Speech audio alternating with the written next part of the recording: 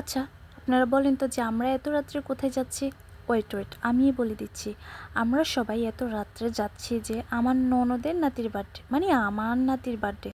চিন্তা করা যায় যে আমি এত দ্রুত বুড়ি হয়ে গেলাম, মানে নানি হয়ে গেলাম। আচ্ছা যাই হোক, দুষ্টামি করলাম।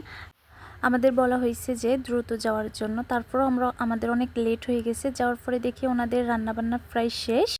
আসার পরে দেখি আমার জাল বা ননদেরা চলে আসছে। ওরা কত দ্রুত আসছে এবার, মানে বুঝেন যে আমরা সবার শেষে আসছি, কত লেটে আসছি।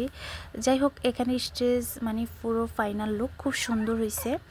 আর অনেকে আমাকে বলবেন যে কমেন্টে, আপু এগুলো তো করা হারাম। অবশ্যই এগুলো করা হারাম, ইসলামের দিকে এগুলো নিষেধ। আর মানে এগুলা করা হচ্ছে যে শুধুমাত্র বাবুদেরকে জন্য একটু উৎসাহ দেওয়ার জন্য, এইটুকু, আর অন্য কিছু না। আর কেউ বাজে কমেন্ট করবেন না প্লিজ। আর সবাই ওর জন্য দোয়া করবেন।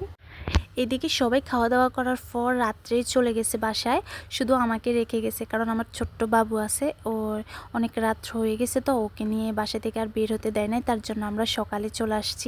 এইদিকে মার্জিয়ায় স্টেজের যে হ্যাপি বার্থডেগুলো লেখার ওখান থেকে কিছু অক্ষর নিয়ে আসছে বাড়িতে খেলা করার জন্য। যাই হোক, আজ এই পর্যন্তই। সবাই ভালো থাকবেন। আল্লাহ হাফেজ।